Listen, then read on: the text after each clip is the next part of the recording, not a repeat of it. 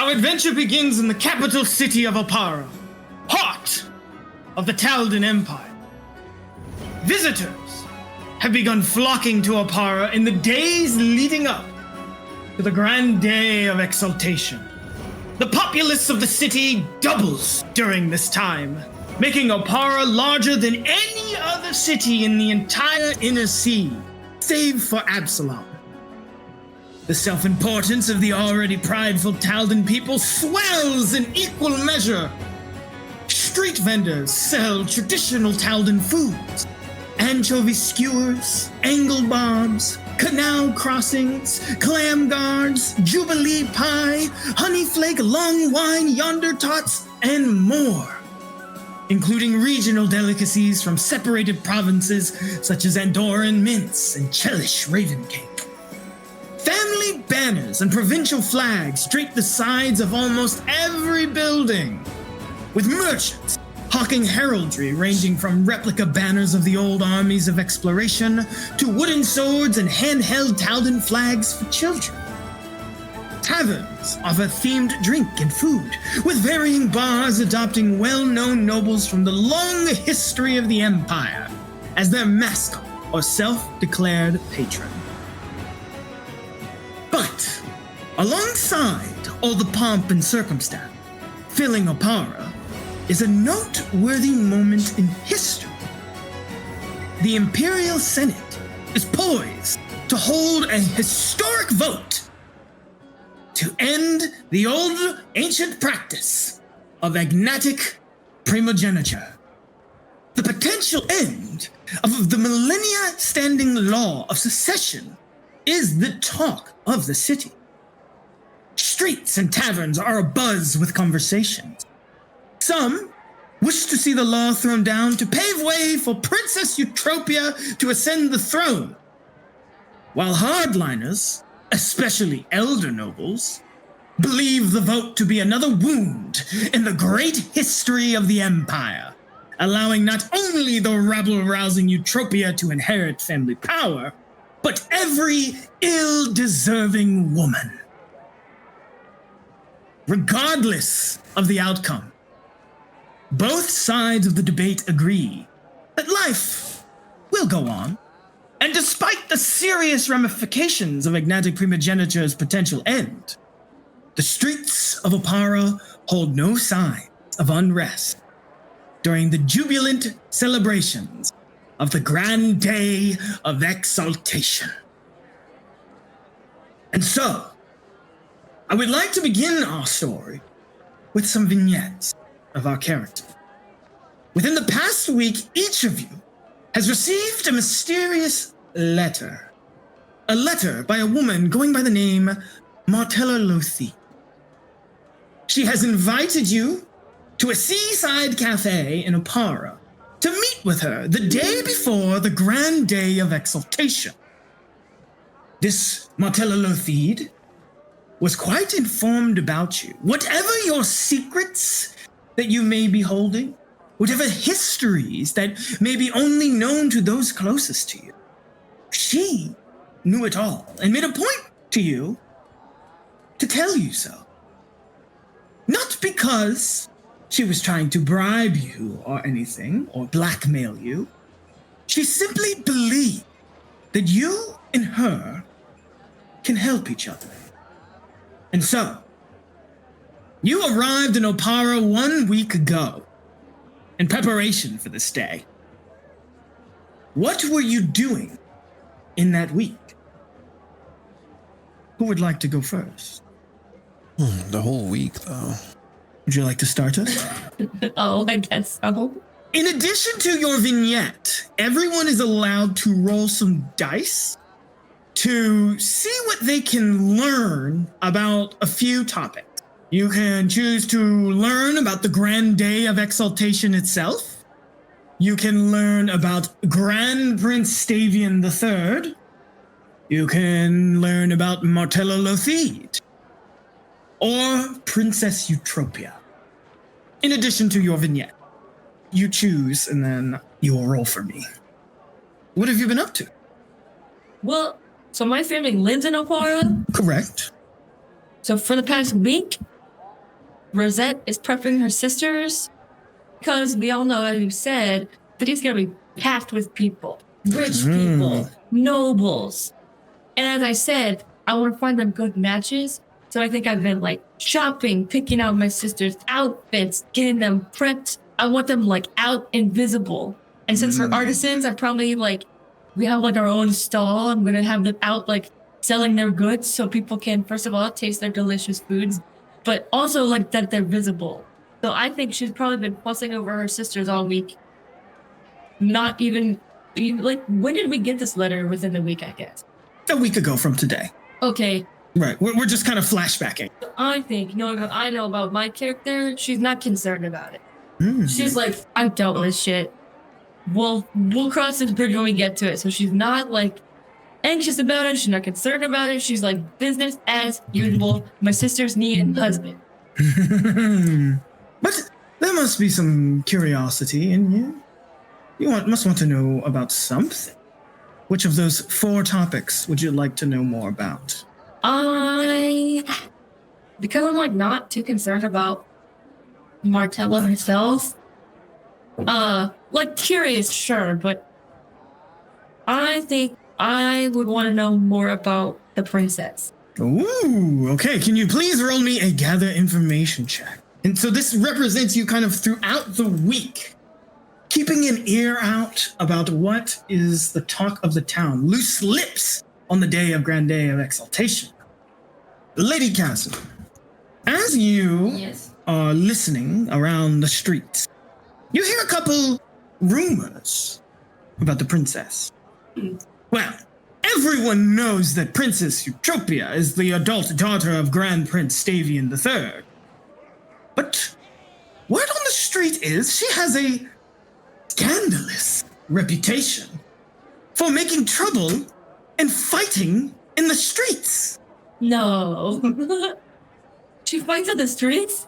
Not only do you hear that, though, you also hear some others say, hearsay. Eutropia is a social reformer, eager to establish schools and other public resources for the poor, and remove political or family restrictions for women in various minorities. Rumors have circulated for a decade now that her ultimate goal is to overturn agnatic primogeniture, Taldor's ancient law stating that only male heirs may inherit the throne, and become the first Empress of Taldor. But as the week goes on, you learn a bit more about Princess Eutropia. Remember those fights in the streets that you heard about earlier in the week that you could barely believe? Well, you see, the princess' reputation for fighting in the streets largely hails from her skill as a fencer. Sport she excelled at during her schooling at the Sonora Academia, the prestigious school for girls. Many times in her 20s, she would match blades with chauvinistic politicians who would otherwise refuse to let her speak or act within political circles. And those early public duels helped her win unexpected support for her later social reforms, as well as a reputation as an impolite, unladylike brute. And that is all the info you can learn about Princess Eutropia before the Exaltation Gala. Is there any response from you after you pick up on all this? Any thoughts that Lady Kasner may have? I think she likes her. You like what you're hearing? Yes, this is good. But you spend most of the week, picking up on that information and taking care of your sisters of House Kasner. And Lord Remy is quite busy. He tells you that I intend to vote for Princess Eutropia in the next election, in the Senate today. This is good. Indeed. Will you be all right today? On the day of exaltation. I apologize that I cannot be here for you. Leave it. Fine. Very well. I would try to make it quick, but you know how these senators get to talking. Oh yes, they love to talk. Indeed, and I wonder, I worry if anyone will listen to me today, given our troubles as of late. I'm hoping that I may find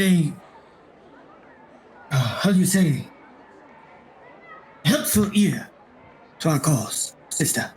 They appreciate your assistance here in Opara, though. But they must go. Dons his ceremonial armor. Take care of the home. Take care of the girls. I shall return soon. Bye-bye. Bonsoir. And Lord Kazna leaves. And so we'll zoom out. We've already learned everything about Princess Eutropia. Who would like to go next? What have you been doing since receiving that letter in this past week in Opara? Okay, I would like to go next. Next, absolutely, please. Maria, tell us, what have you been up to? And then what would you like to learn more about? All right. Ever since he arrived early and got to see the state of the Taldor along the way, Ooh, yes. he's finding the jubilant celebrations both mind-boggling in its immensity to a rural hick such as himself. But by this same measure, it galvanizes him that, okay, Taldor, it's not all downhill yet. This is true, but something that may have come to your attention, Maria, as you traverse the streets of Opara, is that while today is a day of celebration and a lot of activity, there are signs of it, unavoidable signs, of the rampant income inequality in the city of Opara. The glittering capital stands upon Senate Hill and the rest of the nobility, while many of those in the narrow Canal Row are not as, well, lucky. But it is a day of celebration after all, and even the common folk need something, right? Please continue with your vignette. Well, instead of spending the week in Opara in his usual attire, I would actually like to disguise himself as a commoner using his both his ordinary clothing and his disguise kit. Sure, give me a deception check. Yep, as this is ultimately in service of pretending to be a commoner so that he can get the opinions of the locals that are actually their opinions and not just what they think they had better say to a noble. Okay, give me a deception. Yeah, I'll just roll. It's tough. While you can disguise yourself as a commoner, you're most definitely an out of town. You're not going to convince anybody that you're not from out of town. It's passable. So. Oh yes, and perhaps they'll be willing to expose this impressionable provincial to their political ideas. And what subjects are you trying to gather information on? The Grand Day of Exaltation, the Grand Prince, or Martella Luthide? As much as he is tempted to get information about the person he's found out his terrible secret, instead, he is far more concerned with hearing about the people's thoughts about the man from whom, ostensibly, the authority to tax his people into destitution. Please, my friend, roll me a gather information check. Another blind? Yes, sir. Excellent. Maria, you get the word on the streets about the Grand Prince. First and foremost, Grand Prince Stavian III is in fact the Emperor of Taldor. But talk is abound in the city of Opara. It seems that Grand Prince Stavian III has no male heir, and he has refused to have any further children since the tragic death of his only son, Carius. I know that feeling. In a riding accident 20 years ago. With the Emperor getting on in years, some people worry how this will affect succession. Okay, and hearing the name of Carius, Maria would blink as he finally remembered that perhaps his parents were talking about it in hushed tones back when he was like 4. Yeah, okay, he's got no other heirs. This thing about agnatic primogeniture doesn't go through. Who does the throne go to? Indeed. Who does the throne fall to? That is the question on everyone's mind, Maria. But, thank you so much. We will zoom out Who would like to go next? What is your vignette? What have you been up to this past week? And we have 2 subjects left. Martella Lothide and the Grand Day of Exaltation. Yeah. For receiving this letter, you don't need to drag him to a hair salon. He will make himself somewhat decent. It has been a minute, but he still comes from a small royal family, so he knows how to dress the part and play the role. But during that time, he will spend some time just checking up on a few patients from the more, like I said, the lower commoner areas, making sure, some of the people that he knows is staying up on the medication he recommended and letting people know that he'll be away for just a moment. This would lead him through kind of trying to recuperate some confidence by going to some of the more nicer bars and grabbing a drink from there. Socialization, kind of learning more about everything. I think he would poke and prod the community about Martella because it was going to be a curious thing for him since he's not really someone of note these days. And yet she felt the need to contact you. Why don't you give me a gather information check, sir? Let's give that a roll. Dr. Eric, poking and prodding around, listening for loose lips. Maybe you get 1 or 2 talking. And you hear first and foremost, the wealthy Lothide family has been a strong supporter of the Stavians for almost 100 years. They have a long and storied family tradition dating centuries of arcane magic, adding to their wealth and prestige. But even more curious is that Martella, word on the street is the black sheep of her family, being a result of an extramarital dalliance with a Qadiran diplomat. She also lacks her family's gift for magic as well, adding to their resentment.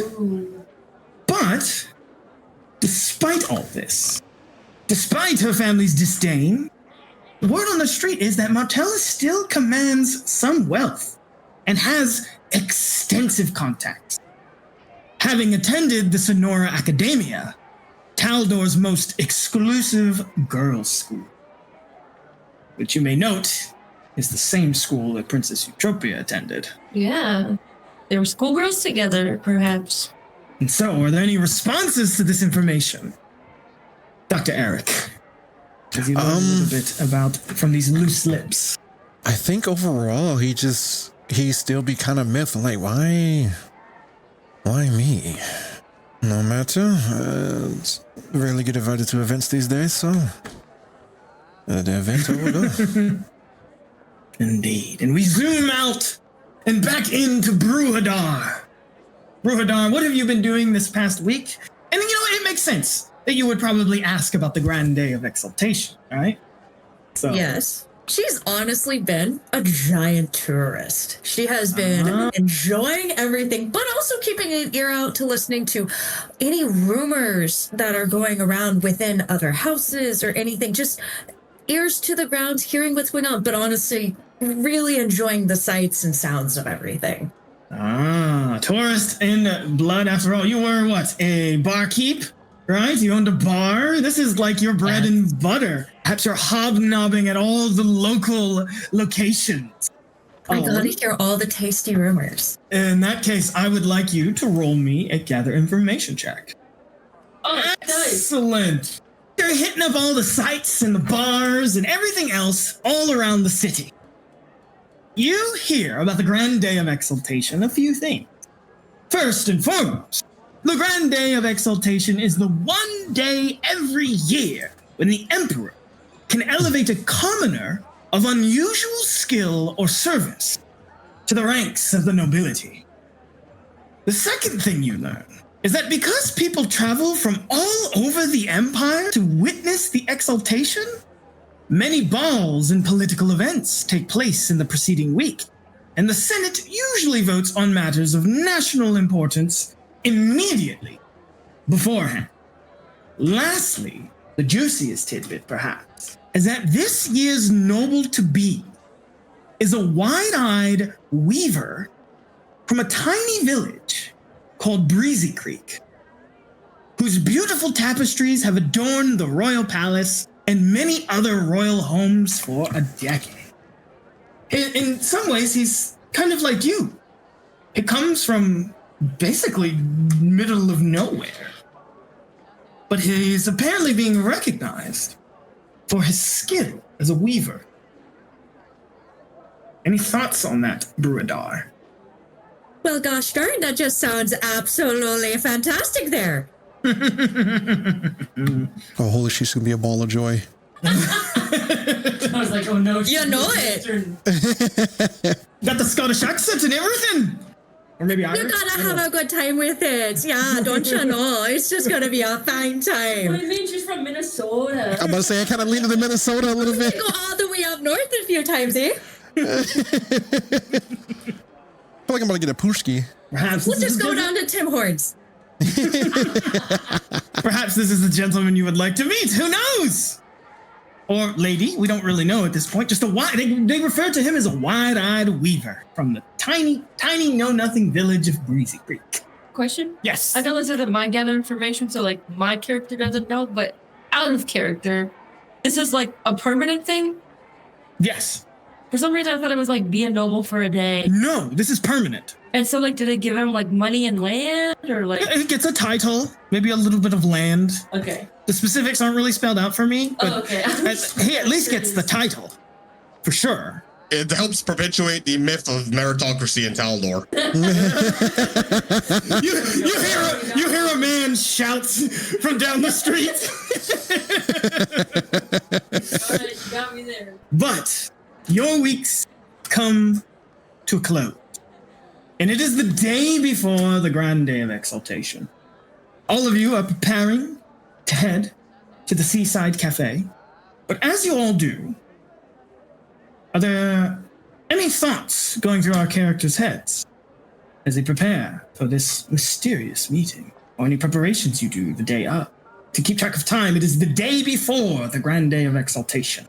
Nothing specific. I mean, here, actually, I'll do this really quick. What you gonna do? What you gonna do?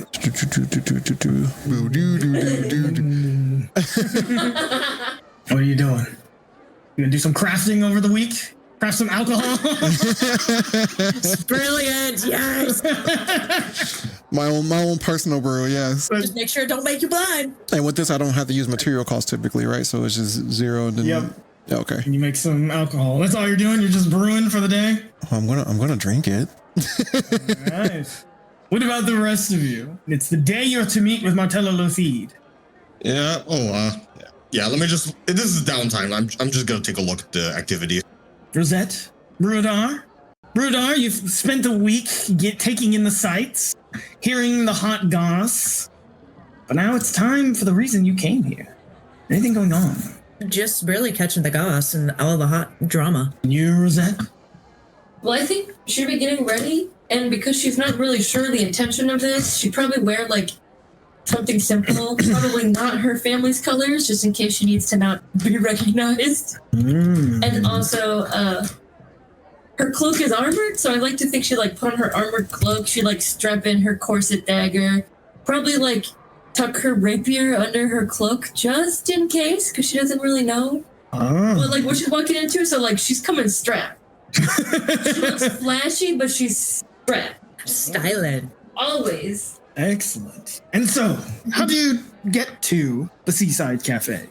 Do you Carriage. You take a carriage? Excellent, excellent. I have cheese in my pocket. As you get into your carriage, Rosette Kasner, I would like you to give me a perception check. As you ride in your carriage, Rosette Kasner, you notice something. Something on the curtain of your carriage, that you would open to look outside. I'm really thinking about Carnival Row right now. Me too. It almost catches the light, glints. Do you inspect it? Yes. What is this?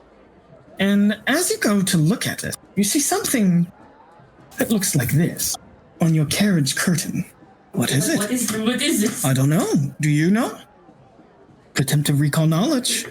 You use your crafting knowledge Yes. to make a discernment.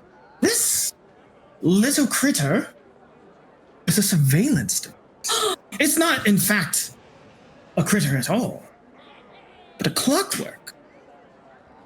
And as you look it over, it is capable of not only showing whoever the master is of the little bug, what it can see, but also hear.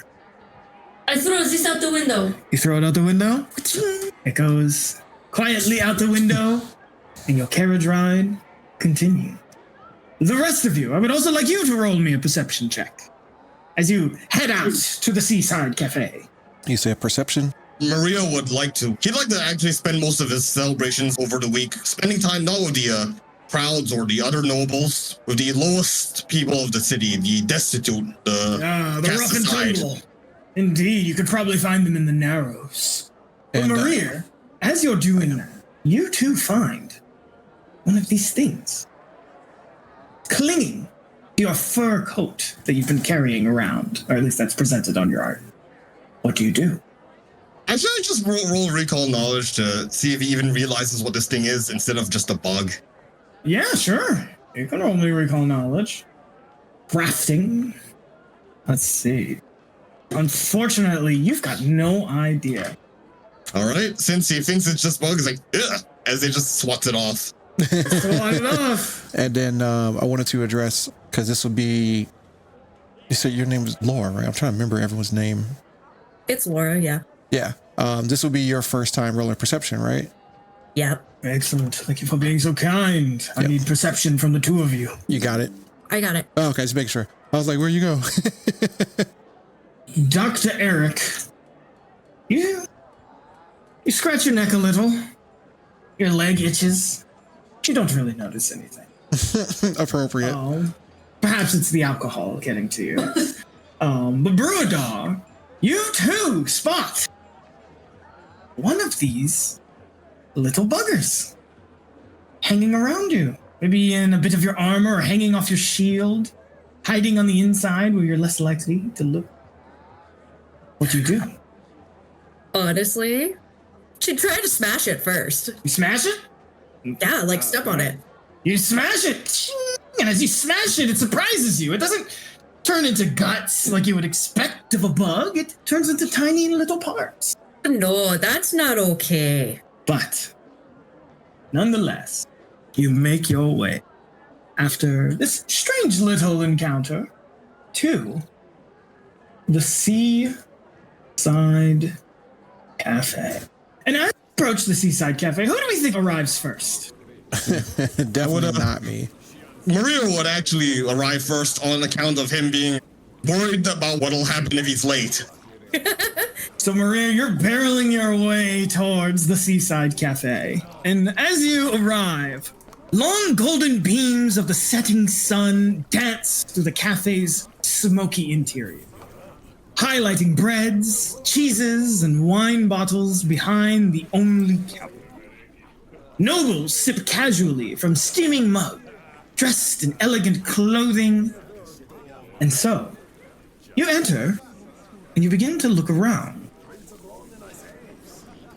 Give me a perception check as you try to look through the cafe's smoky interior. Maria, you are having trouble finding Lady Martella Lothide within the establishment. And so, as Maria looks through the smoke, trying to figure out where he needs to go, who is the second to arrive? I'd say probably me because I'm coming by carriage. Excellent. Lady Rosette Kasner, you enter. Ka-ting, the little bell rings. And you enter the cafe, and it's smoky inside. You see a man standing around looking a bit confused, trying his best to look for something inside the area. Do you pay him any mind, or do you just roll me a perception? Well, I'm gonna assume he's not Martello Lothide. That is true. So I'll probably just roll a perception check. All right, Pig, roll me another perception check.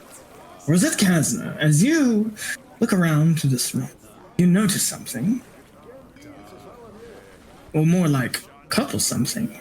Those same little bugs that you encountered in your carriage, Yes. they're crawling about around the windows, above the bar, on the ceiling, hiding in the drapery, all throughout this area.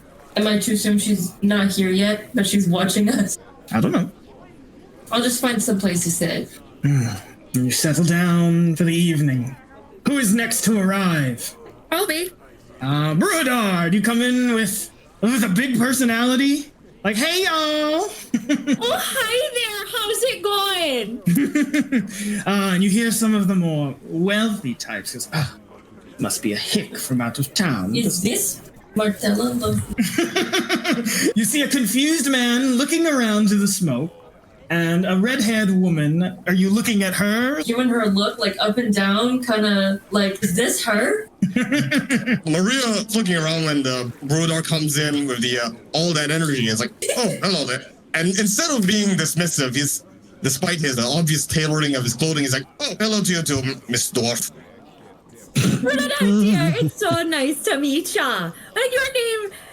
Wait, you just said your name. Excuse me for that. What? Do you need a drink? I need a drink. Let's get one. You tell me all about yourself.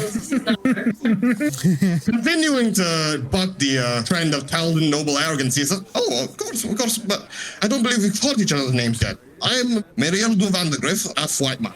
Oh dear, that's a long name. What do you actually call yourself, Han? He closes his eyes, opens them again. Just Maria then.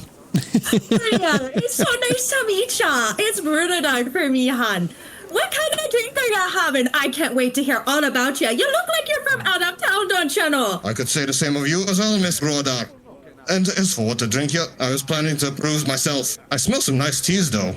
Teas are never bad, as long as they have something good with mixed in every once in a while. And you guys settle down at the bar, and Brodar, you are drawing a lot of attention. Folks are looking at you like, oh, this hick, and look at the other. He dresses like a noble, but why would he associate himself? Do you think it has something to do with that family? They married a dwarf, did you hear? Do you think that's them? Oh, yes, dear, the dwarf married family couple. Aren't they great, don't you know? Wish I could meet them sometime, don't you think? Yes, well, excuse us.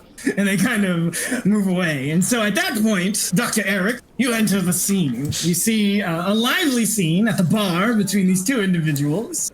And then as well as a young lady. Is it appropriate to call you a young lady? I'm spinster age. Yeah. Okay. Yeah. A young woman. Look, I got grays. I got grays in my hair. Compared to me, you're young. So who is, just kind of casually, what, you probably got a snack I was or gonna say something? probably like drinking some tea. Ordered crackers for it to have with your cheese. Of course. Dr. Eric, you enter the scene. I think he definitely shows up at some like unnoticeable time. So during that conversation, at some point, he was already at the scene, especially because you guys are now at the, I guess it's like a barish area. He sees right through you guys. He is looking for the bartender, and if they are like in front of you guys, he will literally not nudge you guys out of the way, but like definitely lack of care for personal space to directly speak to them, and says, could you get me that spirit right there at the top shelf, just a shot of that, and that purple one right there? That would be a good mix. Yeah. Oh, dear, personal space, just a little bit there, bud, okay? What is that smell? Apologies. Smell? What smell are you talking about? Smell of rampant alcoholism, perhaps? Maria just wrinkles his nose and just goes ahead and says, are you all right? He just looked at the okay. Just as good as anyone else. Why do you ask? You don't look all right. Dear, you look more pickled than a cucumber in vinegar. I was say, why aren't you three on a kind bunch? Can I order my drink now, or am I now the front stage of They humor? have tea. They have croissant. This is not a bar. This is a cafe. Yeah, but Like a font. with the right mixtures and Do croissants fermentation, exist? That is a question. Pain au chocolat. with the right mixtures and fermentation, a lot of these ingredients can actually be alcohol, given time. You aren't wrong there, bud. But I don't think people pay to experience the sort of time frame you're asking. Which is why I asked for these 2 particular shots, because they will go great with my drink. And you'll see he takes the 2 shots, and he'll like put them in his own personal flask and gives it a little swirl.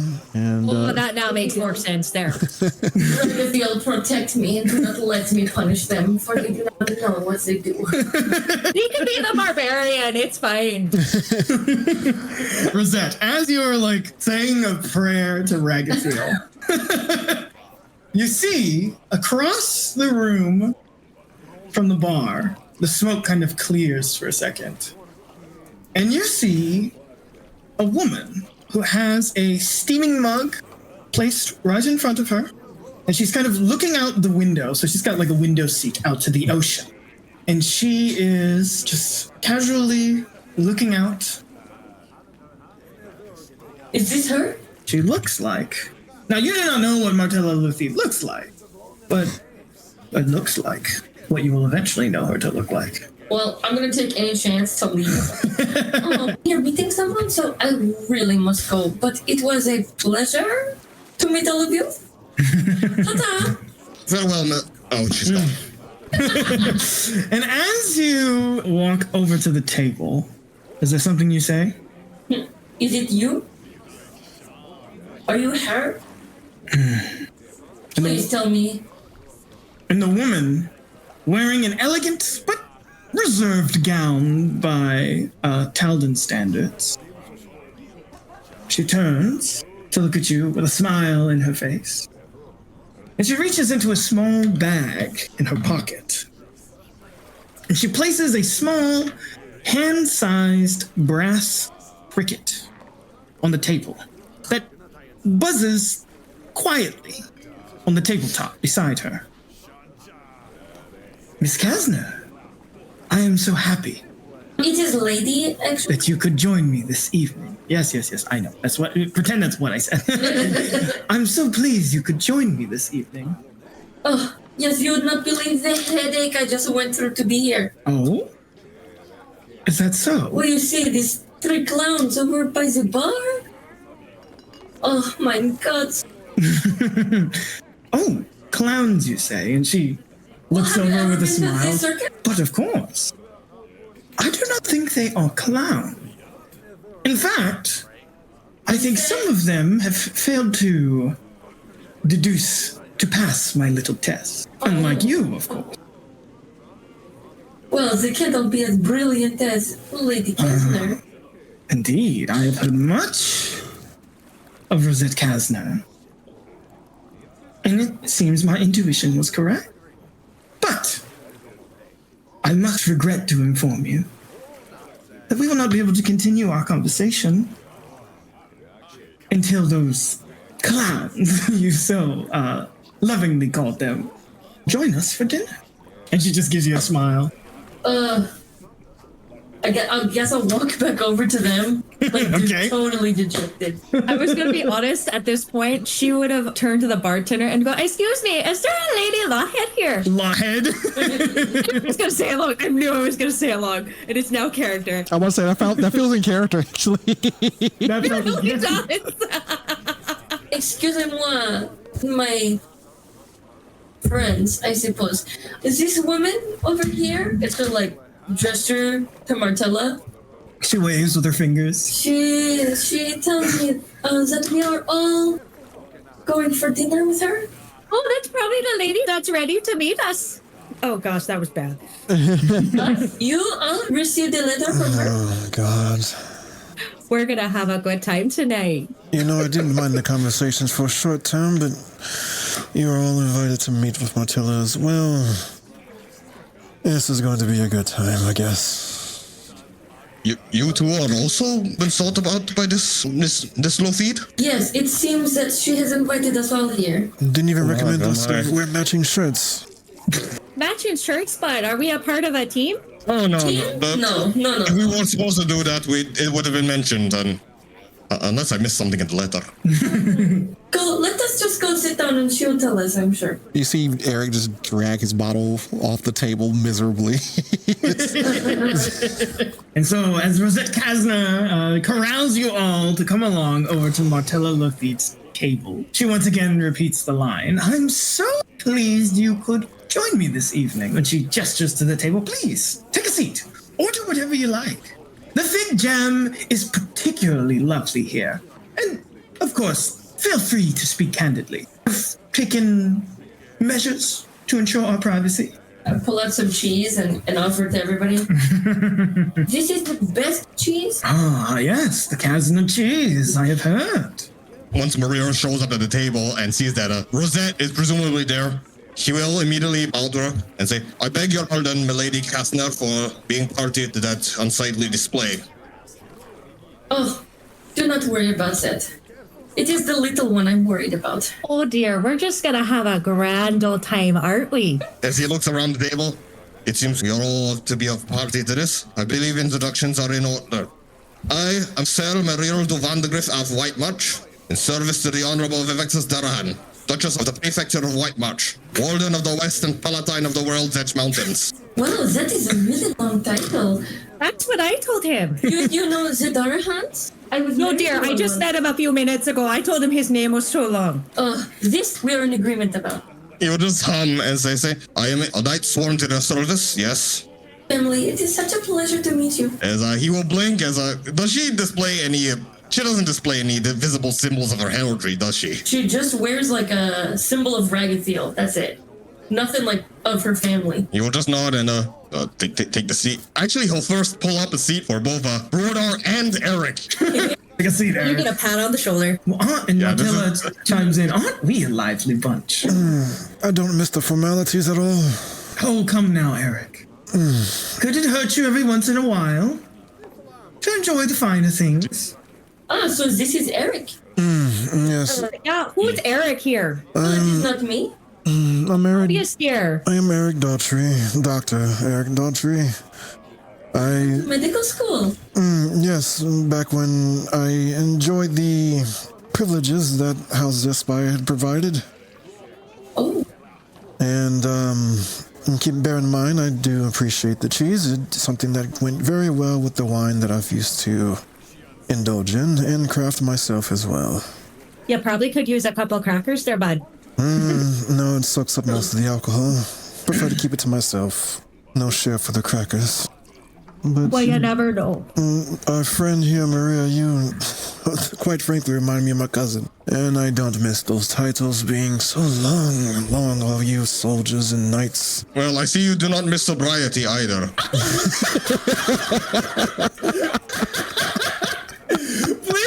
Please take a hero point for me. God, that was savage.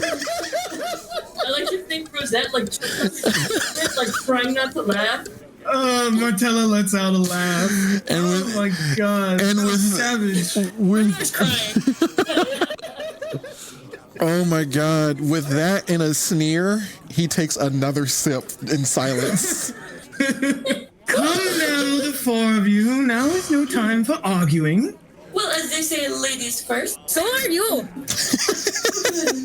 I am the lady Rosette Kesner of the House Kesner. You may have heard of my brother, Renayard. My friends call me Rosie. You may not call me that because we are not friends. So, So, Rosette, eh? yes, that shall do. So harsh, Okay, Rosette. Lady Well, Cat. I do not know these people. True, but never know. Things may change. Well, sure, then they can call me Rosie, but You just let me know when I can call you Rosie there. I will certainly let you know. I shall strive to be worthy of such a privilege. Well, the name's Brunadar Makash. Just call me Brunadar. Okay. She's like, what? What did you say? Can you repeat that? Brunadar. Brudar. Just say it how you see it spelled. And you guys notice that the little cricket that's on the table that Martella pulled out, as Brudar begins to speak, she reaches down to the cricket and looks like she like turns a dial or something, and the buzzing that you've been hearing from it, it's just ever so slightly louder. The fuck is this? I will say, That hurts my ears. can I roll something to identify it? Yes, absolutely. What would you have me roll? Crafting. Roger. Oh my gosh. Ooh, Snap! Is that the first 20 of the game? That is the first 20 of the game. On Jay of any people. Oh yeah, they don't know my history. Only you and Bryn. Jay. Heard you're legendary. As you're looking at the metal cricket and Martella adjusts it, it is a curious clockwork device, but she handles it with almost expert precision. And, oh, you didn't find one on you, so you didn't notice this before. Mm-hmm. But as she's messing with it, it dawns on you that little buzzing sound that it's making. It's designed to muffle the sound of conversation for those more than a few feet away. Mm-hmm. It's essentially, a mechanical silence spell that keeps anyone around your table from listening in. Do you comment after you make this deduction? Yeah, so he looks down at it and then looks up at everyone around and then looks around us and finally kind of like ends his gaze back at Martilla and he asks, he goes, what are we about to converse about that requires such privacy? I knew you had such an analytical mind, Dr. Eric. It is, of course, one of the reasons why I have called you here. Well, to be honest, I have called all of you here for a particular reason. You see, I'm putting together a team, and I have identified the four of you as having a set of skills that I need for that team. I'm thinking of calling you the Thunderbolts. I'm just saying. I am, what's her name, Val or whatever? Val, yeah. I'm Val, and you're the Thunderbolts. Dibs on Yelena. But yes, I'm in the midst of, like I said, putting together a team. And your skills, though it may be surprising to each of you, are complementary. Now, of course, I am not doing this, I'm not asking this of you for free. I, of course, will engage in payment and other resources. But more important than payment is that this little team endeavor that I have, it can present an opportunity for you. You are aware that the Grand Day of Exaltation is tomorrow, correct? Who isn't? And the Grand Day of Exaltation, a day of such import, attracts all sorts of individuals to the Senate halls. Now, entrance to such events and access to the highest echelons of Taldan society are rather hard to come by. However, I have means to get you all access to the Exaltation Gala. In exchange, of course, all I ask is that you participate as part of my team, a sort of eyes and ears on the floor of the Senate. Are you asking us to be spies? Spies is such a dirty word, Dr. Eric. More like, how should we say, guests. Bernard immediately is going to both clap her hands together in just pure joy. Miss Martella. Yes, Lady Kazna. I'm unfamiliar with this line of work. But you must know that I cannot jeopardize my family, our standing. So as long as this, as they say, under the table. But of course, Lady Kazna. I would not dare think to jeopardize your family's line. No. In fact, I believe what I can offer to you is a chance at strengthening those ties. An opportunity to assist your brother in ways he may not see or understand. Yes, I am very familiar with this. I get my hands dirty, he does not. So he's useless? No, he has the face. We are the arms, as they say. Or the neck to make it... How do you say, he is Hokage, I am Shadow Hokage. Well, yeah, but I know those drills all the time. Back at the bar, I do that stuff like that all the time. Yeah, Maria is not joining in the conversation because he's just staring right at Martella as he's a stone faced as he just asks, for what do you need guests? Paid ones at that. Well, you see, like I said, Maria, it is not just about payment. I believe that all of you have something to gain. You see, the Senate is set to vote historically tomorrow. And this is an opportunity not only for you to earn a bit of coin, but to build some relationship. You see, in Taldor's greatest game, the people you know is what matters. And I am presenting you a once-in-a-year opportunity to have access to the biggest event in Taldor, which means there will be the most of important people there. And since Opara's game involves who you know, it can be an extension to any of your personal goals. Like I said, I do not, of course, ask you to kill anyone or anything uncouth. Just simply my eyes and ears upon the Senate floor is all. To be frank, the night promises to be a historic evening. But should you accept, it will be an evening of work nonetheless. And in the sort of work that I am asking you to embark upon, the line that divides success and failure is drawn by the people you know. What do you get out of this? To be honest with you, if I'm to be blunt, Lady Kasner, Yes, please. I would like just once in my adult life to simply enjoy a gala I attend, rather than scamper about with clandestine busywork. Yes, but why do you need us? What's your big goal? I told you, I but simply want to enjoy the gala. I do not believe this, but it does not mean I refuse. You do, of course, do not have to believe me if you choose not to, but nonetheless, Lady Kasner, you have already passed my test. You may have noticed, those of you who have not, and you'll see Martella kind of point out to you all the little crickets and bugs. You must forgive me for the surveillance. I needed to see whether you were followed or capable. Oh, so that's what that bug was. Indeed. Ah, yes. Lady Bruadar, you smashed it with such vigor. I knew you were a force to be reckoned with. Our folks are a bowling ball.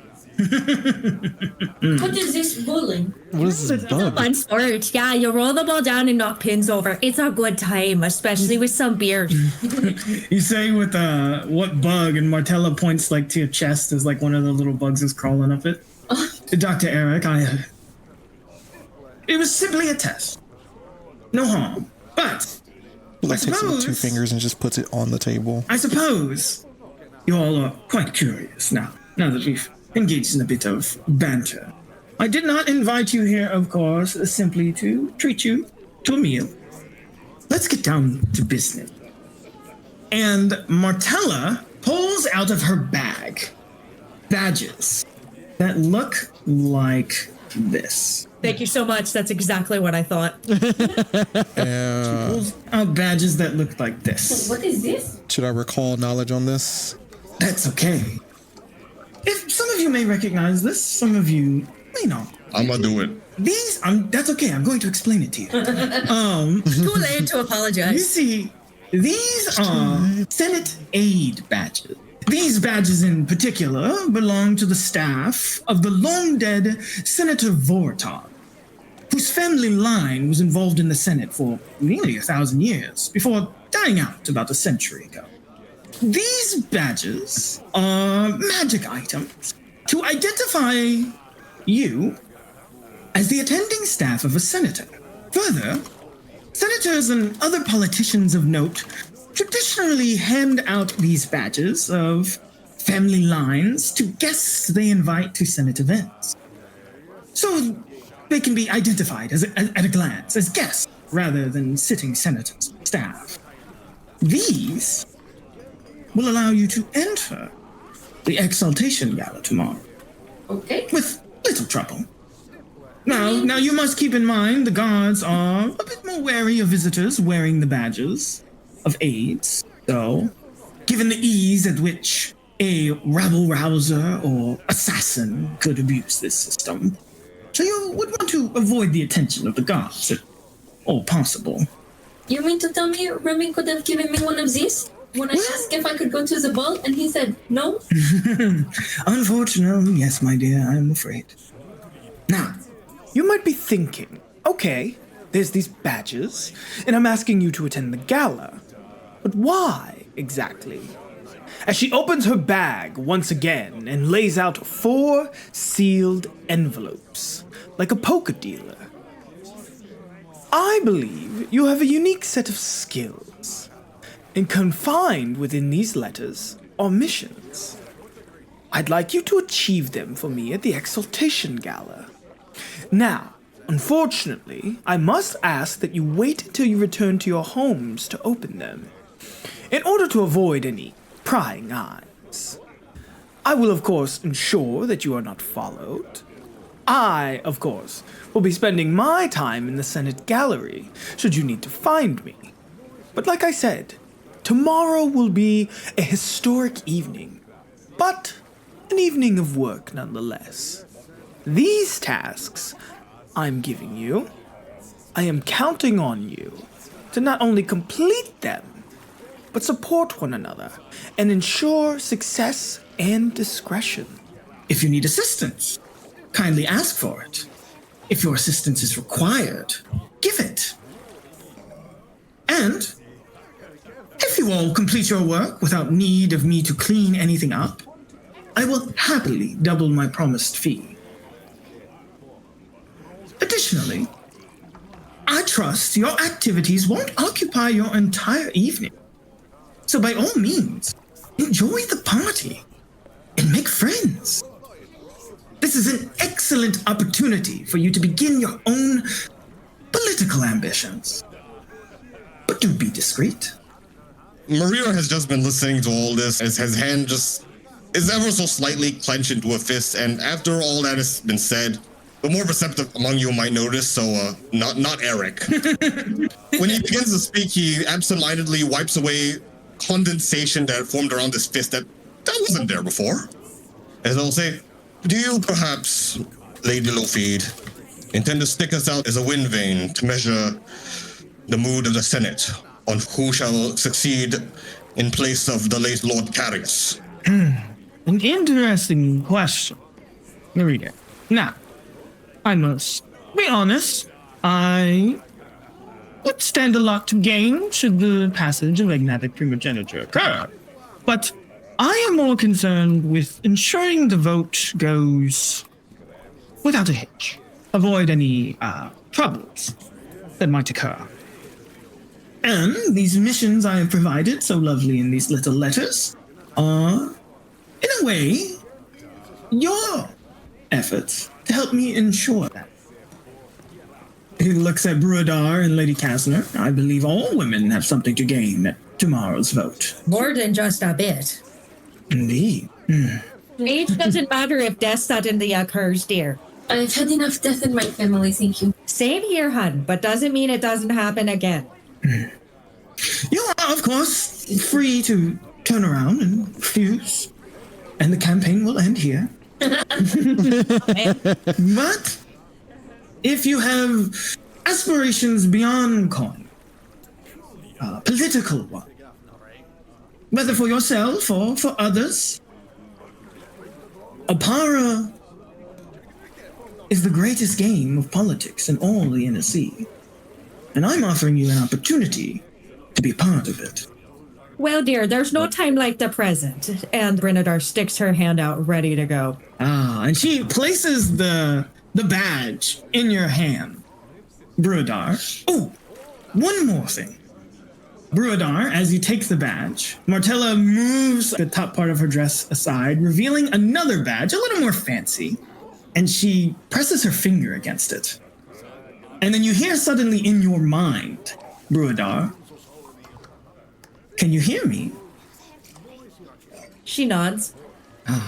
Excellent. And the rest of you go, huh? They didn't say anything to each other.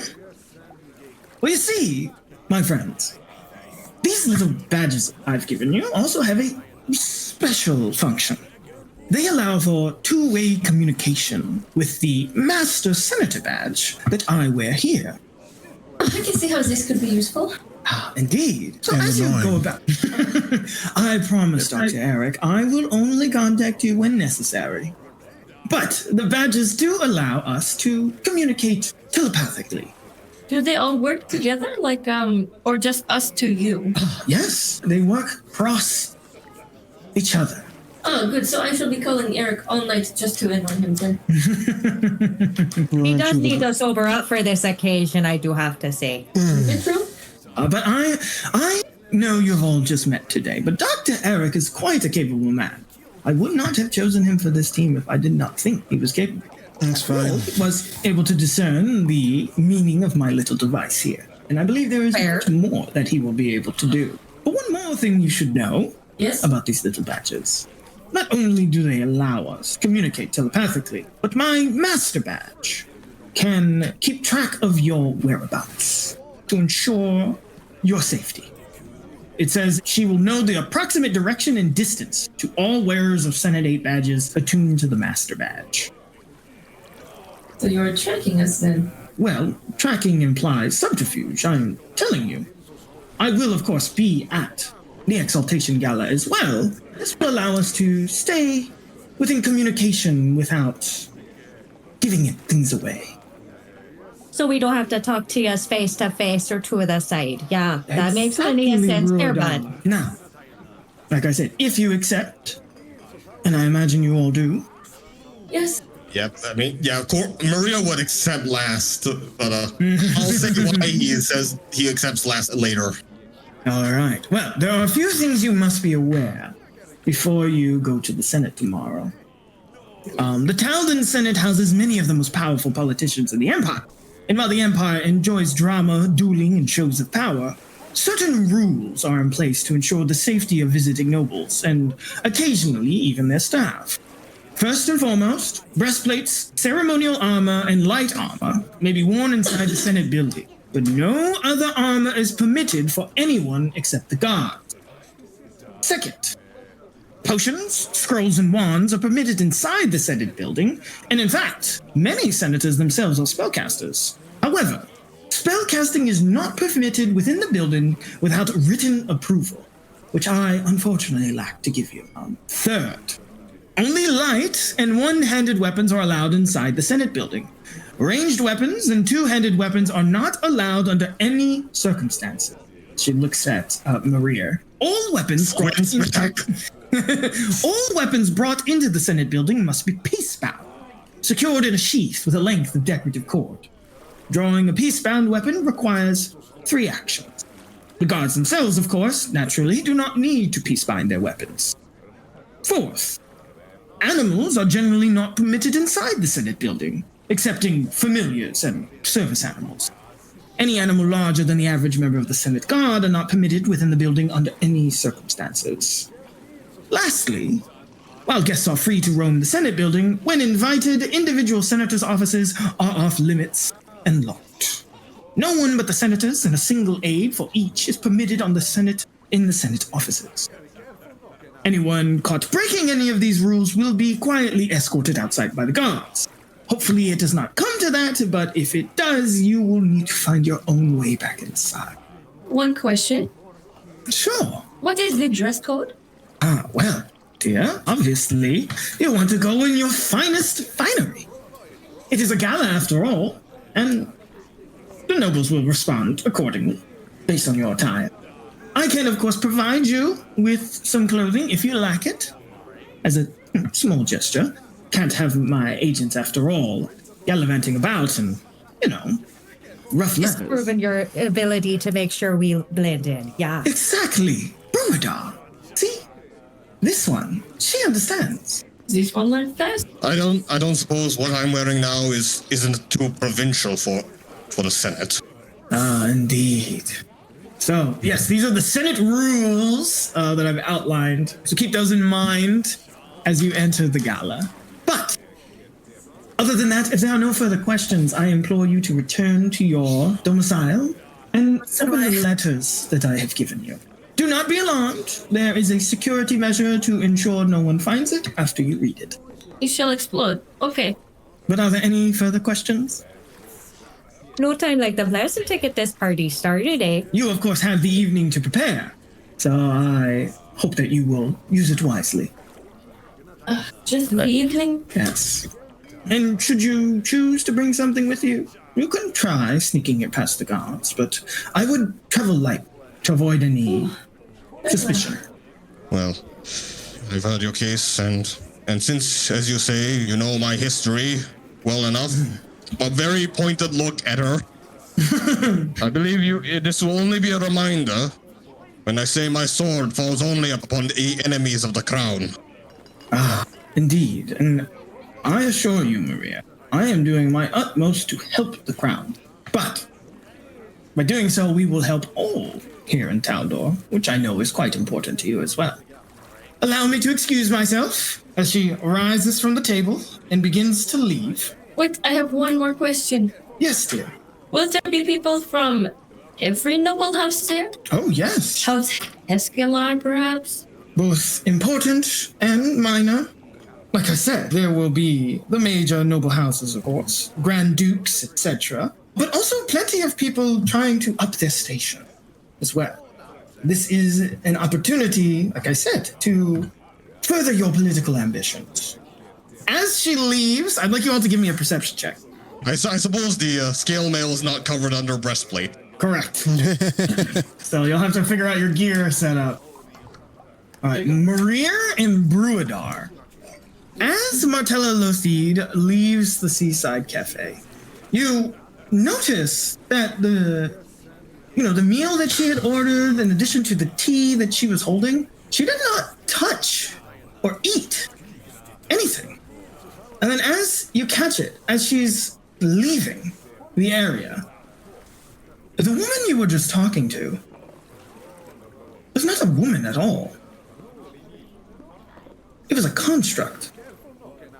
Oh, that's all Bernadar says. Of course, she speaks to us through some medium. I think it's brilliant there. Well, she's one intelligent lady. I will give her that.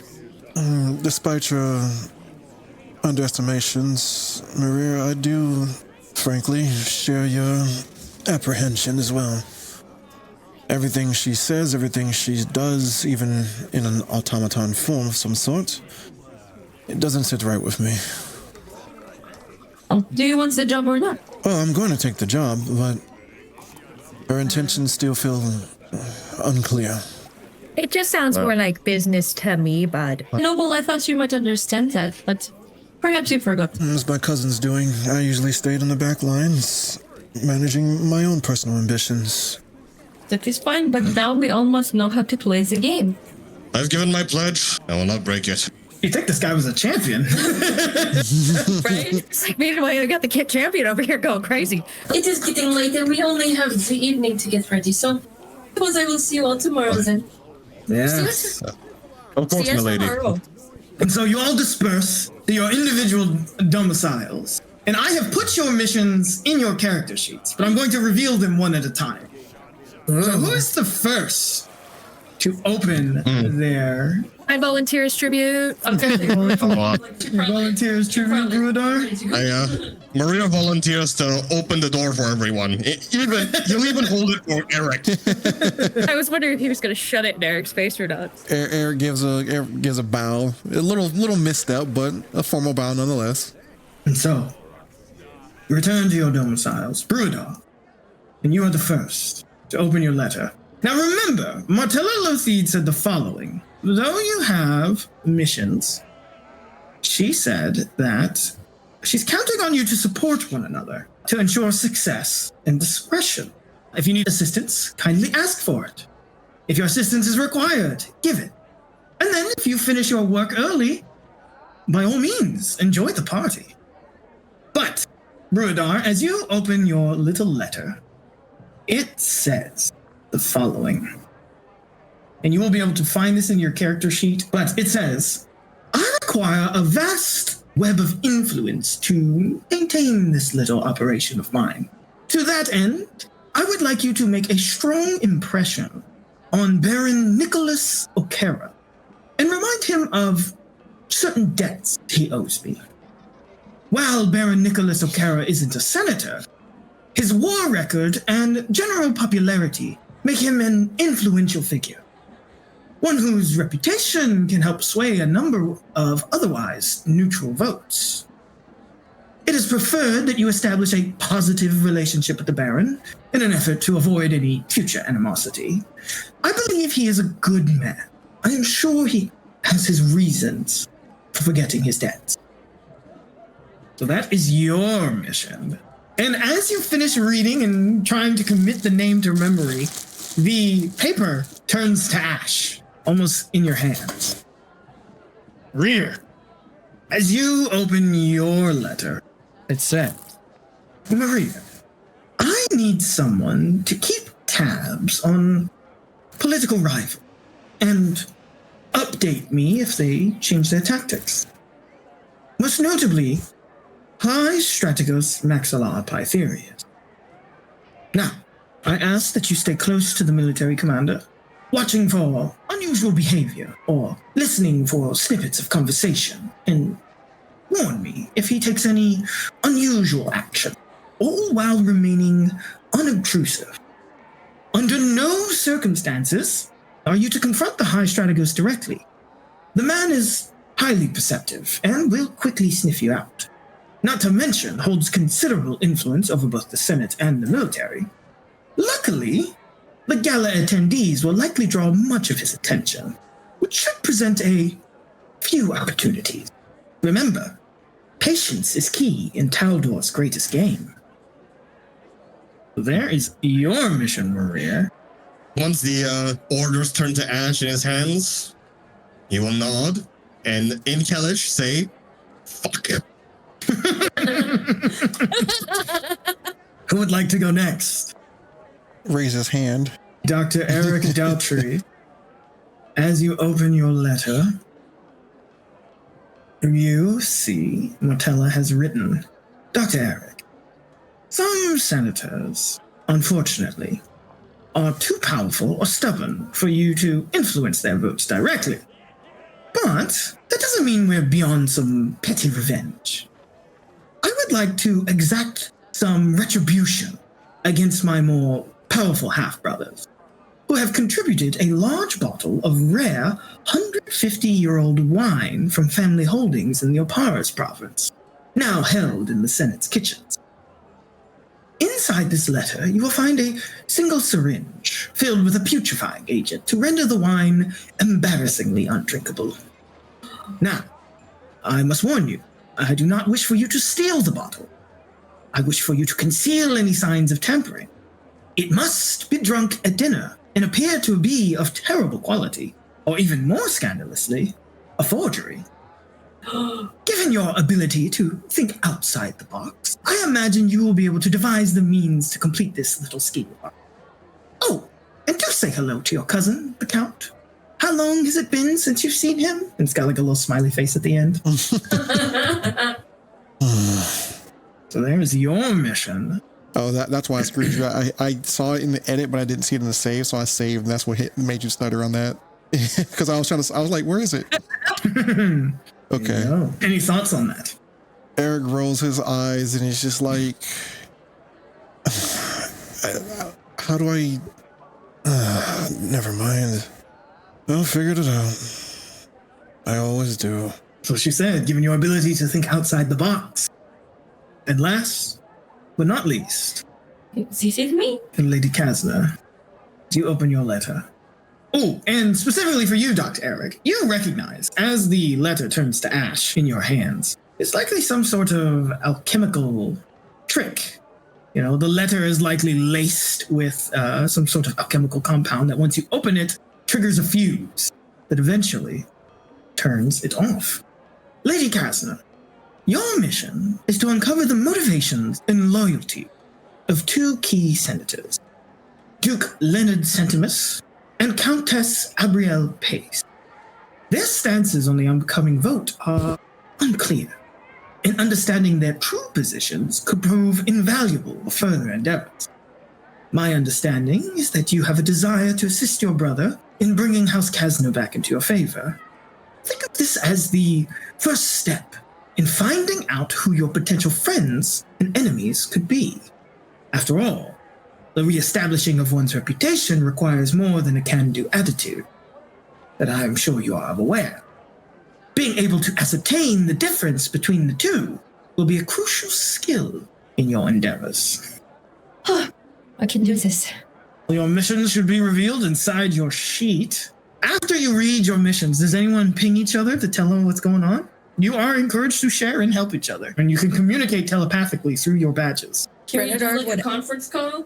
Yeah. Honestly, Brenadard's like finishing it and like giving everybody like 10, 15 minutes and going, does anybody know who's Brian Nicholas Okira is? Oh, fuck, do we? No, I'm afraid none of you do at this point. Well, we'll get into all the fun Senate mechanics here shortly. Do not worry about this. Oh, Anyone can pretend to be a snooty noble person, okay? Oh, that's real encouraging. I'm gonna have to put some boots on the ground tomorrow there before this big show. well, Milady Kastner, I regret that I must trouble you with this, but I am not sure how I am to keep tabs on the High Strategos. And that should send shockwaves to you. The High Strategos. Everyone knows who the High Strategos is. The High Commander of Taldor's military. Yes. Well, do not get too close. He's very keen. Everyone knows this. If you're up to something, Okay. he will find it out. So don't flirt with him? I mean, you No. can flirt with him, I suppose, but only if you. Wait, does he roll? Does he go towards more the sides or the girls? You know what I mean? Because if you flirt, you might have a good time. You should not get close to him personally unless you are truly romantically interested, because he will know that you are trying to do something. He knows. Is he a fucking mind reader or something? He's a bloodhound, as they say. Good Bloodhound, yes. He sniff you out. He's much that's higher me. level than you. that's what that means. Section 12, paragraph 8 of the Codex Genara says that liaisons of any given operation are to be avoided. Oh dear, you have had way not enough time to yourself. No, that works really well, actually. Mara, you are a man of military. Just understand the usual formations of hierarchy, and I think you'll do just fine. Okay, it's like just I've never been part of these. Most days I am out on the ranges watching for like gouged eye. Pardon Oh me. dear, you're having a panic attack now. Oh dear. No, I am not. He says that he descended into a panic attack. Just turn the badge off. They won't ever hear you. Just turn it off. Punches it. He doesn't remember. He has zero intelligence. He doesn't remember in the moment. All right. Well, I think this is a perfect opportunity to take a small break so we can use the restroom and kind of plan our preparations. Keep in mind the rules of the Senate. If you try to sneak in anything, it will require a deception, thievery, or stealth check. I can't remember which it is off the top of my head. Because one of these I can do, and the other ones I can't. Yeah, so keep that in mind. Now, remember, potions, scrolls, and wands are permitted, but you don't want to bring anything dangerous.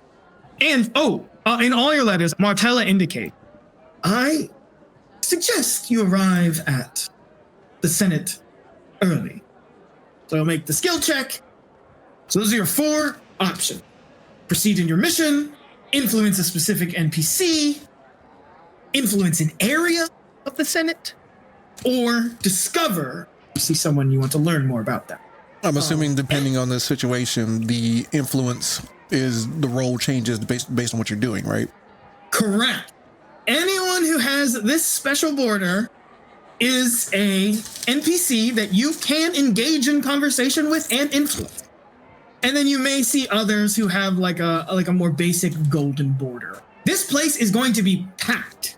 So the general assumption is that there are tons and tons of people here. I'm just not going to put 1 million tokens on the board. But anyone of import that you can start building relationships with will have this border. Nobody go after my brother.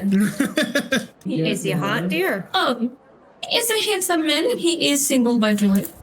But he needs an advantageous marriage. So don't punch him in the face, yeah.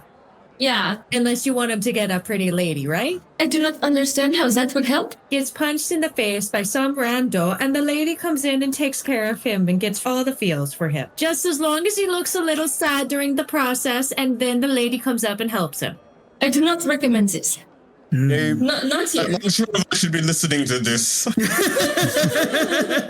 Oh dear, it just happens every in a while. Don't worry about yourself. This is Granta. But you approach the Senate Hill. The Talden Senate, sometimes referred to as the Senate Building, or simply the Senate, is the seat of the senatorial branch of the Talden government.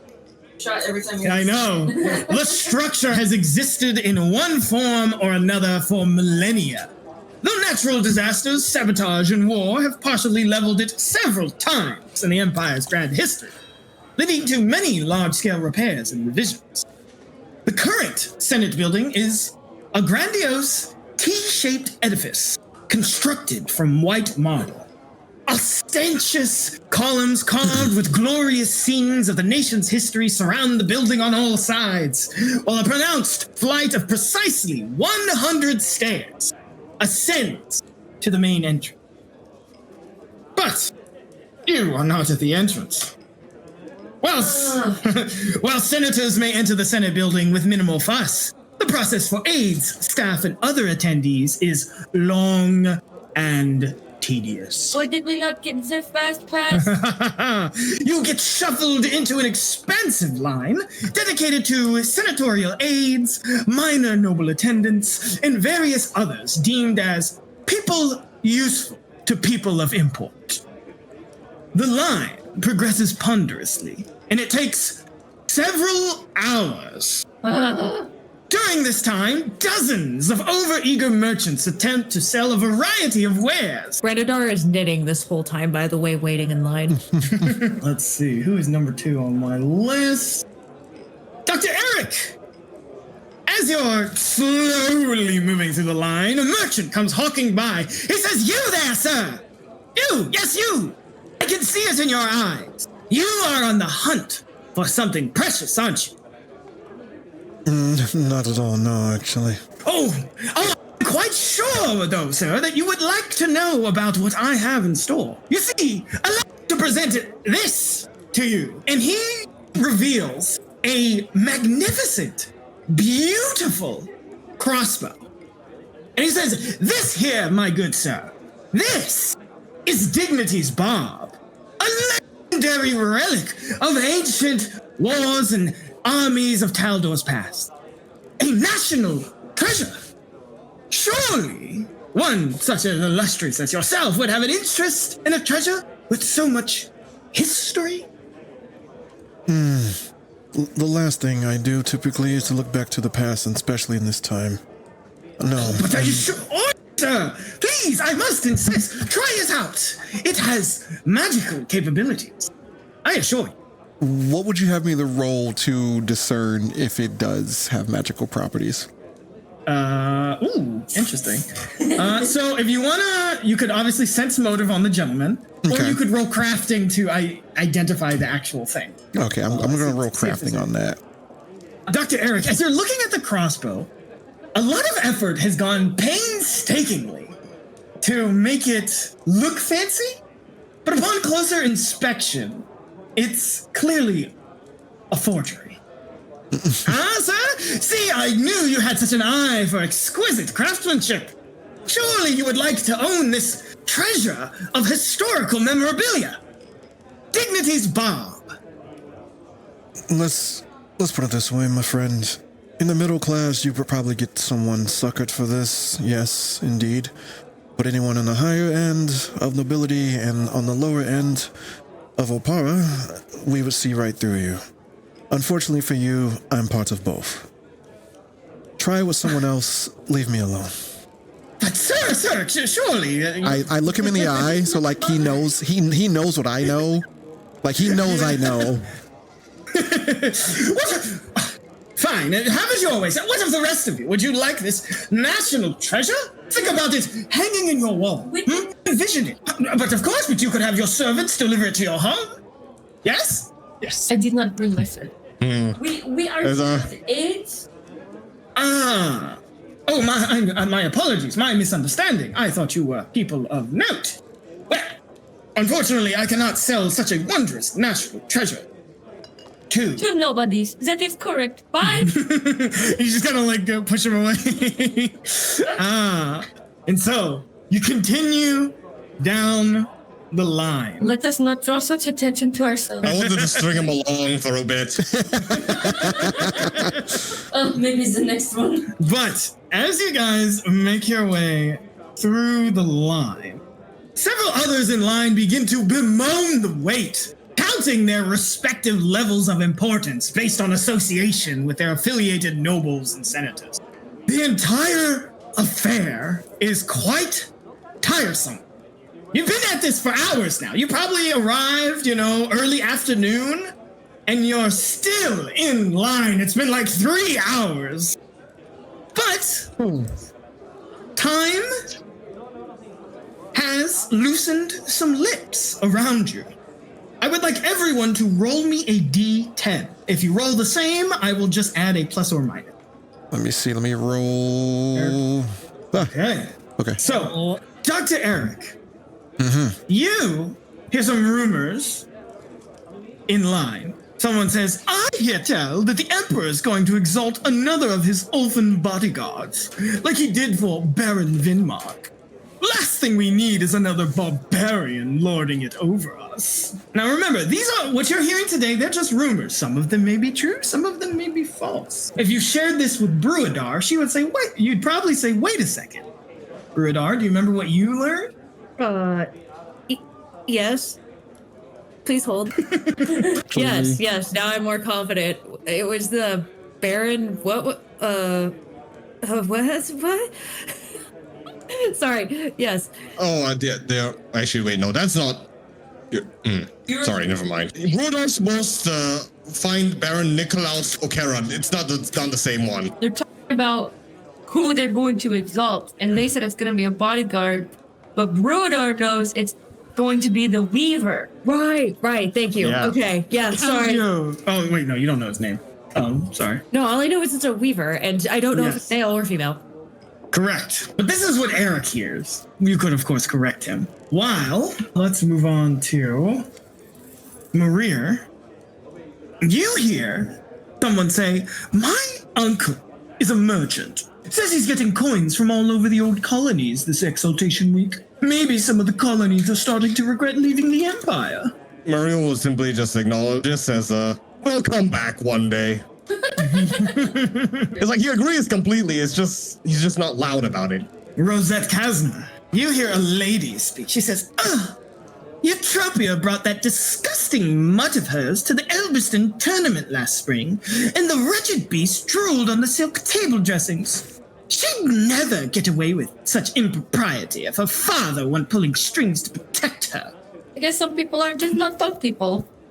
I myself have a dog with 2 little legs, a corgi, as you say. Brudar, you hear? Someone say, I hear. High Straticus Pytherius is back in the capital. I guess that means the marriage between him and the princess is back on? He's so handsome.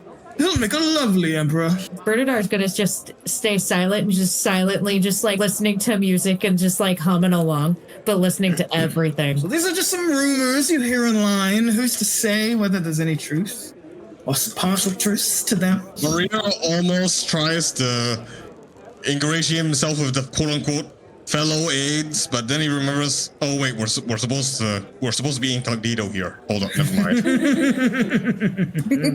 But eventually, you're rummaging through the line, and it is so tiresome. But a guard comes to stop you. Inspection! Please follow me! You really are saying that we have been stopped for random inspection? Yes, random inspection. At the base of the steps to the Senate building. Please stand aside.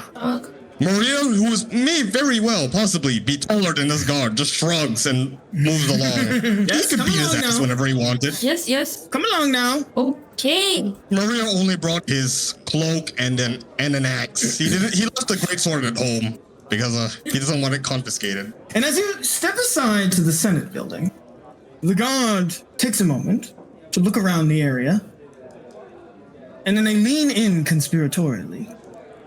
Apologies for the deception. My name is Cathan. We have a common friend. Miss Martella. Oh, yes, the Lady Martella. Well, you see, she has tasked me with ensuring your access to the Senate goes swimmingly. And she looks at Maria. Such hostility, my friend. Surely you understand that these things take a bit of discretion. If you are itching for a fight, I'd be glad to oblige. But now is not the time. Maybe later. Yes. So, either way, like I said, my name is Cathan, and I am going to be your support on this little trek of yours. I will try to cover up any of your mistakes, as well as assist you with any duties that you will not be able to do yourself. Such as, if there's any equipment you would like to keep, I can take it off you and ensure it is stashed in a safe location, all Hitman style.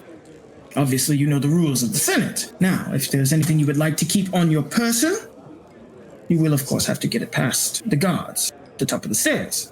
But if there's anything you would like me to hold on to and stash away for you in the meantime, please present it to me.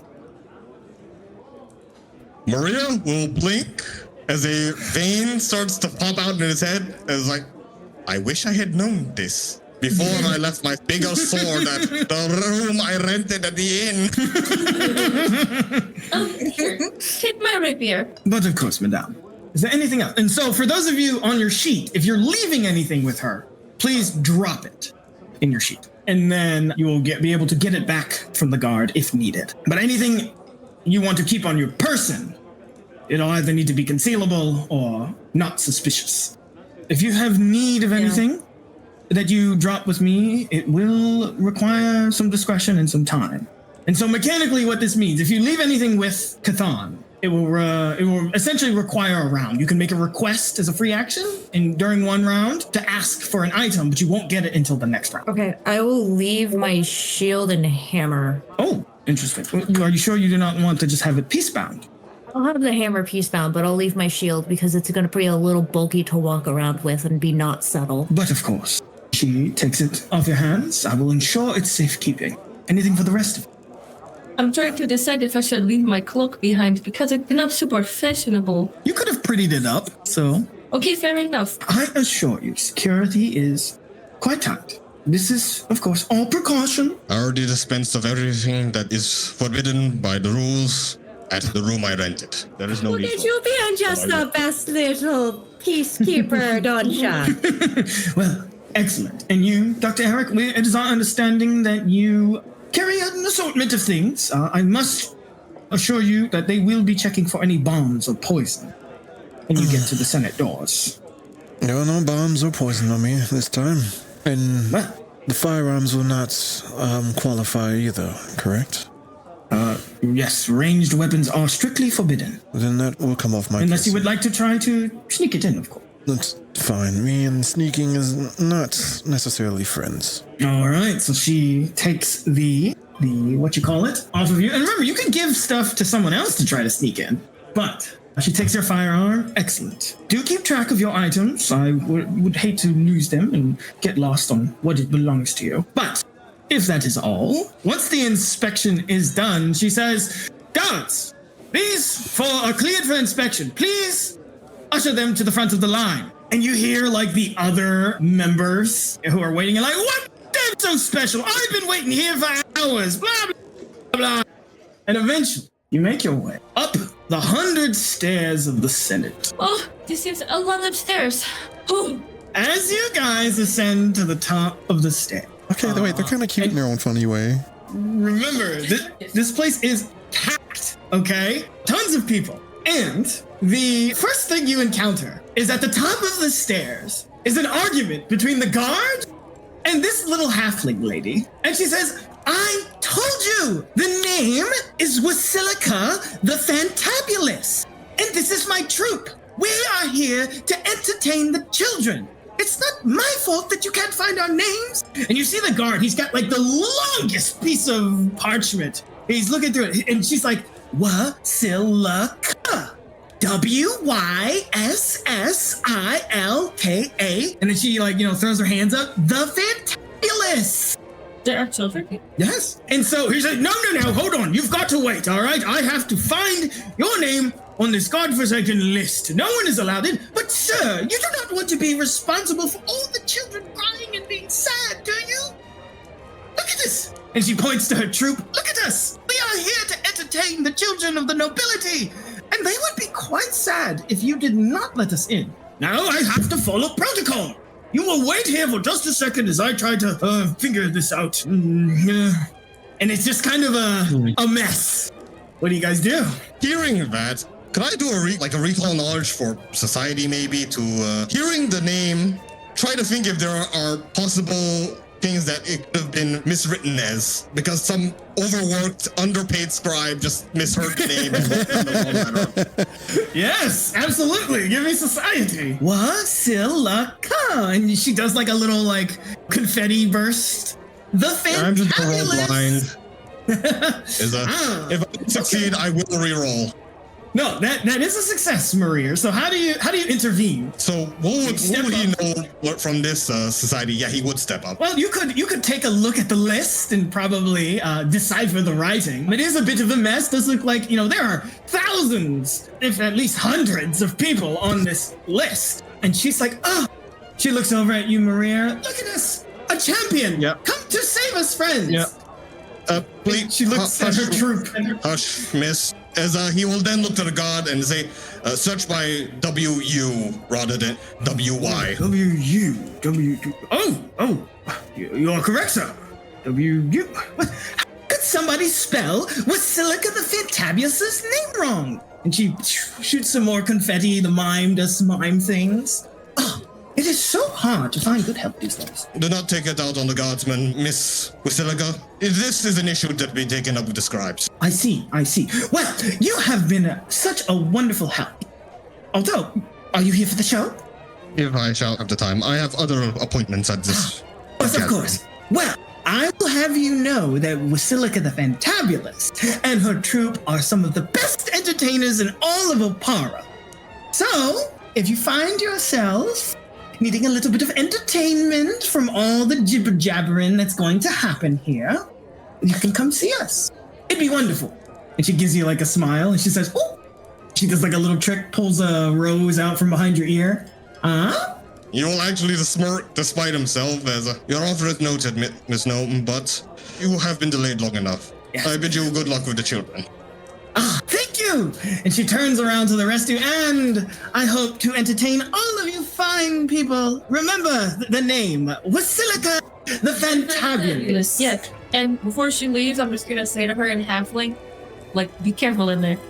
Oh, thank you for your concern. She returns in halfling. She's actually surprised when you speak to her in halfling. But Wasilika and her troop enter the gala. They'll be somewhere. You'll find them eventually, I'm sure. But as you guys approach the doors of the Senate, the guard says, stop! Name? Well, I am Lady Rosette Kesner, and these are my patrons here. This is the Dr. Eric, and Brudar, and Maria. We should all be on the list. Give me a moment. He goes through the list. Yes, Lady Kasner. Your brother, or Lord Kasner, has already arrived, although he did not mention you would be visiting. We are not coming together this evening. It seems you are a recent addition. Yes, this is true. Very well. Well, if you will excuse me, milady, we must perform an inspection before you are allowed to enter the Senate. Yes. It is simple protocol. And so, Miss Rosette Kasner, if there's anything you would like to hide, now would be a stealth check. Okay. Yes, please. Lady Kasner, you do pass. What are you trying to hide? I have a corset knife. So a knife hidden in your corset? Yes.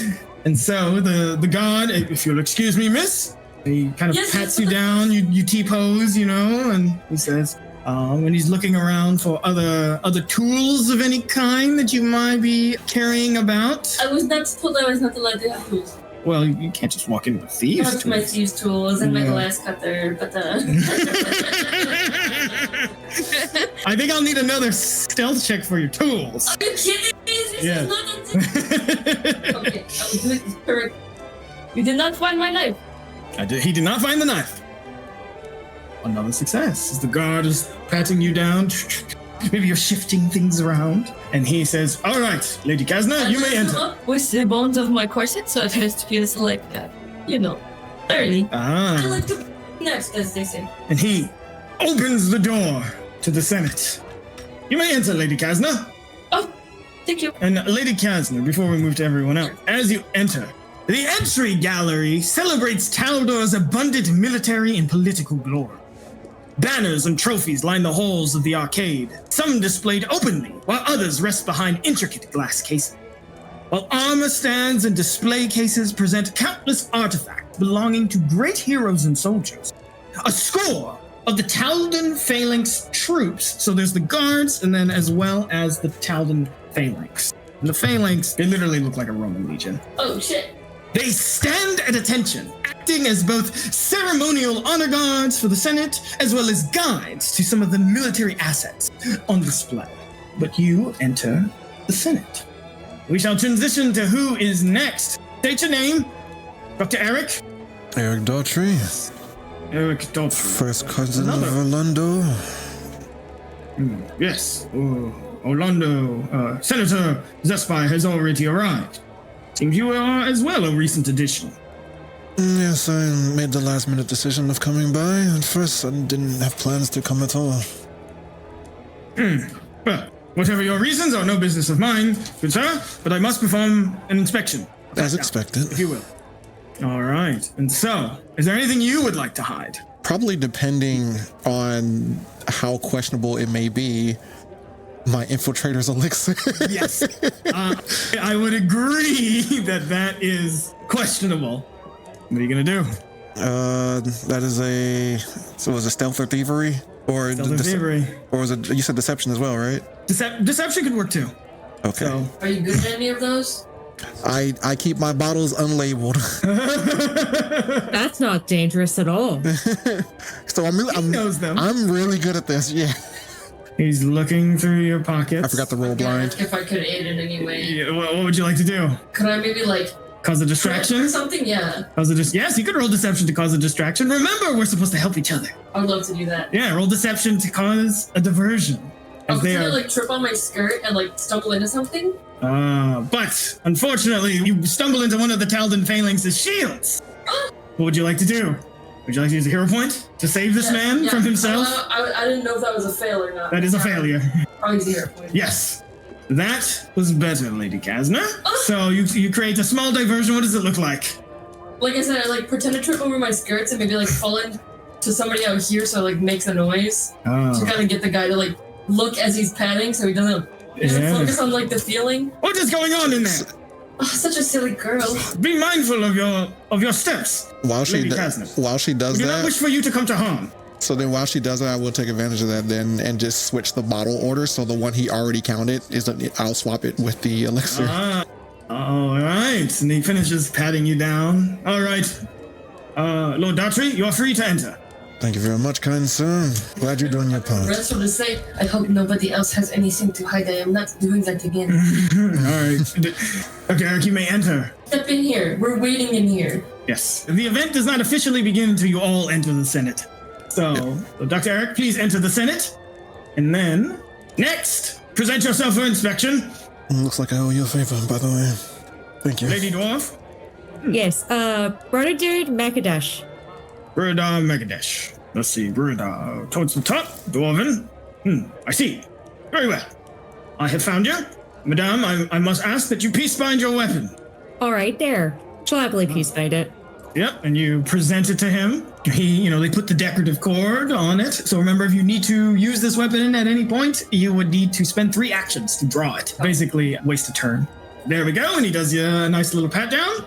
And I'm looking at your inventory. You don't have anything really to hide. No. So you are free to enter, Miss Brudar. Please enjoy the gala today. Thank ya. Last inspection. Question, is it possible to peace bind his battle axe beforehand? Because Maria, being the rules lover he is, he would have already done that. But sir, I must insist. All peace binding must be done by the guards at the Senate. It is for your safety. Of course, as he will just hand it over without question. He's gonna have a busy night. He's not gonna add on to it. Yeah, and he takes it, they peace bind it with the decorative cord, and then I'm looking at your inventory. Is there anything I need to be concerned about? He would only have brought his clothing, his cloak, and the battle axe. Like, nothing else. The rest would just be binned. Binned. Okay, got it. All right. Well then, Mr. Vandergrift, Night Lord Vandergrift. I apologize. I'm not quite sure of your title. As we're ending off, he would literally recite it from the start once again. So McNeil de Vandergrift of White March, a knight in service to Bevectus Darahan of the Prefecture of White March, Warden of the East, and Palatine of Mount Keltafart. I'm sorry, World's Edge. He goes, yes, I found it. It's quite long. You are clear to enter with your weapon peacebound. Please enjoy the gala tonight, sir. And he just ends it at sir. Yep. All right, you guys have entered the Senate.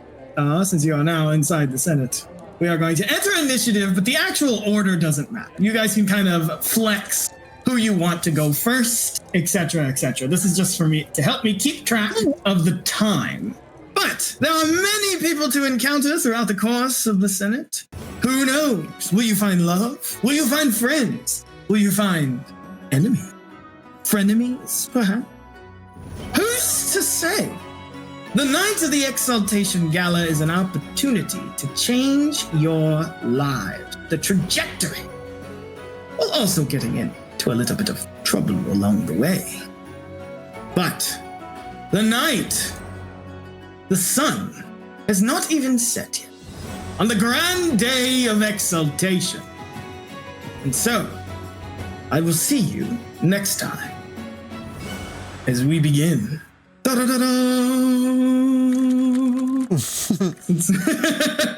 Yay. We are at session time today, folks. Although, if it wasn't for the fact that I had to go to bed, I love this adventure. I could run it all the time. So you will not hear complaints from me if we start a little early or go a little late. But I feel like this is a good stopping. So, yeah, that's perfect. So what did you think? I'm excited. I love everyone's characters so much. Yeah, same with me. Yeah, I think Eric and Maria might get along very well. Yes, I am. I'm enjoying this already. That duo is gonna be great. I got a favor for you next session. Actually, you're gonna enjoy it. I see. Oh man. Well, Interesting. I think what I like is that like it's such a weird mix of characters, but you have to think it's like people who would never interact regularly who are thrown together in a situation. So I find that dynamic like very interesting. I'm putting together a team. Yeah. Right. But it's like we're not like all nobles or we're not all like street rats or thieves or something. We're all like so different that we never would have met otherwise. So like to put us all in a situation like this, I think it's going to be a lot of fun. I think it is going to be a blast. It's like each character just varies so drastically, except for the widows. That's just the running joke at this point. Maria is safe for now. Keyword. He's going to be a murderer or something. I'll kill your wife later. I think I like the fact that two of us actually have like understandings and workings of like noble side, and then two of us are like clearly outsiders as well. Right. Yeah. But there's a benefit to both. You know, they're not bogged down by the preconceptions. Bruadar here's an open book, it seems like. I'm sure she's going to get off on a great foot with Baron Carol. So I will reveal a bunch of information, like I said, in dossiers as we continue through the adventure. We are going to get a whole bunch here. You've already met Wasilica the Fantabulous, the clown, here to entertain the children with her troupe. Do try your best to keep track of all the NPCs. I know there's a lot of them, and I will try to help you in that regard as well. But I hope you are excited. Honestly, I love running this adventure because it is just so different compared to anything that I've ever run before. And I hope you're kind of getting a sense for that now. I know we've just only started, but... No, yeah, I'm picking up what's being put down. Yeah. They really do a good job of priming you in like the first chapter. Like, okay, this is the type of campaign that this is going to be. Right. And so I have no more words for you all, as the night has barely begun.